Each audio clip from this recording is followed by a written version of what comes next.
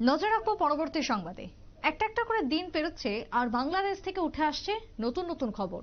আজকের দিনে দাঁড়িয়ে বাংলাদেশ থেকে উঠে এসেছে যে শর্ত সাপেক্ষে নাকি মুজিবকে ক্ষমা করতে রাজি রয়েছে বাংলাদেশের সমন্বয়করা। শর্ত সাপেক্ষে মুজিবকে ক্ষমা করার অর্থ কি? তাহলে কি হাসিনা বা আওয়ামী লীগকে মেনে নেবে কোন সংগঠন? কথা বলবো, টেলিফোন লাইনে রয়েছেন প্রতিনিধি শেখ মনিরুল। মনিরুল, এই মুহূর্তে দাঁড়িয়ে বাংলাদেশের এবার থেকে যে খবর তা হচ্ছে মুজিবকে ক্ষমা করতে রাজি বাংলাদেশের সমন্বয়করা। কারা এই সমন্বয়ক এবং তারা এই মুহূর্তে কি চাইছে এবার? দেখো, বাংলাদেশের যারা সমন্বয়ক তারা কিন্তু একটা ঔদ্ধত্যের সীমা ছাড়িয়েছে বলে অভিযোগ বাংলাদেশের একাংশের নাগরিক সমাজের। তারা মুজিবের ছবি যেভাবে গণভবন থেকে সরিয়ে দিয়েছে বা বিভিন্ন জায়গা থেকে এই সরকার, তত্ত্বাবধায়ক সরকার সরিয়ে দিয়েছে, সেটা কিন্তু বাংলাদেশের একাংশের মুক্ত মনারা সেটা কিন্তু কোনো মুহূর্তেই ভালো মতো নেয়নি। তাদের যেটা মূলত বলার যে মতপার্থক্য রাজনীতিতে থাকতেই পারে, তার জন্য মুজিবের ছবি সব জায়গা থেকে সরিয়ে ফেলতে হবে, এইরকমটা হয় না বলেও তারা কিন্তু জানাচ্ছেন। এই ক্ষেত্রে ভারতের তারা উদাহরণ দিচ্ছেন যে ভারতে কখনোই কিন্তু বিজেপি সরকার এসে মহাত্মা গান্ধীর নাম কিন্তু মুছে ফেলেনি, বা ভারতের পাশাপাশি অন্যান্য পৃথিবীর বহু রাষ্ট্র আছে, সেখানে একদল ক্ষমতায় আসে, একদল ক্ষমতা থেকে যায়, কিন্তু কোনো মুহূর্তেই সেখানের মনীষীদের বা সেখানের স্বাধীনতা সংগ্রামীদের বা সেখানের বড় বড় ব্যক্তিত্বদের নাম কিন্তু মুছে ফেলা হয় না। কিন্তু এই ক্ষেত্রে প্রায় রেকর্ড তৈরি করে ফেলেছে বাংলাদেশ। দেরিতে হলেও এবার সমন্বয়করা বুঝতে পারছেন যে বিদেশের মাটিতে এটা নিয়ে বাংলাদেশের সম্পর্কে খুব একটা খারাপ ধারণা তাদের সম্পর্কে তৈরি হচ্ছে। তার জন্য এই মানে ক্ষয়ে বা এই ঘায়ে মলম লাগানোর জন্য এবার তারা পাল্টা শর্ত দিল যে মুজিবের ছবি বাংলাদেশে জায়গা পাবে যদি কিনা হাসিনা ক্ষমা চায়।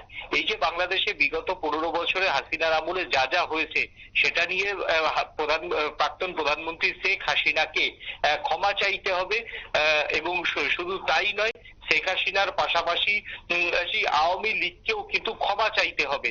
আওয়ামী লীগ যদি তাদের কাজের জন্য ক্ষমা চেয়ে নেয় দেশবাসীর কাছে, তাহলে মুজিবুর রহমানের ছবি কিছু কিছু জায়গায় গুরুত্ব পেতে পারে বলে কিন্তু জানিয়েছেন বাংলাদেশের একাংশের এই সমন্বয়ক সহ বিভিন্ন এই যে যারা সরকার চালাচ্ছে তাদের একাংশের কতিপয় কিছু মানুষ এইটাকে কিন্তু খুব একটা ভালো চোখে দেখেনি।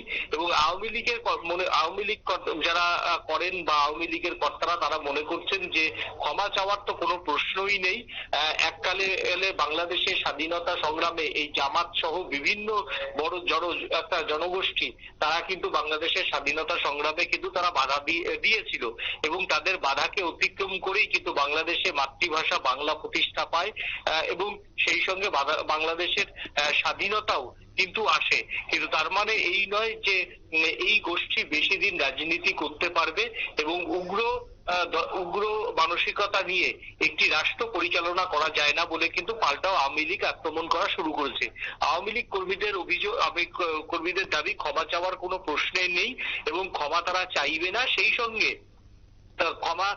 ক্ষমা না চেয়ে তাদের যেটা করার তারা সেটাই করবে বলে জানিয়েছেন, এবং তাতে যদি আন্দোলন করে সংগ্রাম করে তারা ফের রাষ্ট্রের ক্ষমতা দখল করবে এবং তারা আসলে আবার ফের বঙ্গবন্ধু সমমহিমায় বাংলাদেশের যে বিভিন্ন প্রান্তে তার ছবি ছিল সেই ছবি ফিরবে বলে জানিয়েছেন আওয়ামী লীগ কর্মীরা। সুপ্রীতি, বেশ, ধন্যবাদ তোমায় মনিরুল। এই মুহূর্তে দাঁড়িয়ে যে ছবি তাতে করে হাসিনা এবং আওয়ামী লীগ ক্ষমা চাইলে মুজিবের ছবি জায়গা পাবে বাংলাদেশে, এবং তার পাশাপাশি ঔদ্ধত্যের সীমা যে ছাড়াচ্ছে সমন্বয়করা, বাংলাদেশের একাংশের নাগরিক যেটা এই মুহূর্তে বলতে শুরু করেছে, সেই জায়গাতে দাঁড়িয়ে এই সমন্বয়করা এবার দাবি করেছেন যে মুজিবের ছবি জায়গা পাবে যদি শর্ত সাপেক্ষে। সেই শর্ত যদি মেনে নেয় তাহলে মুজিবের ছবি জায়গা দেওয়া হবে, এমনটাই বিস্ফোরক দাবি এবার উঠে এসেছে সমন্বয়কারকদের থেকে। ছোট বিরতির পর ফিরবো, সঙ্গে থাকুন।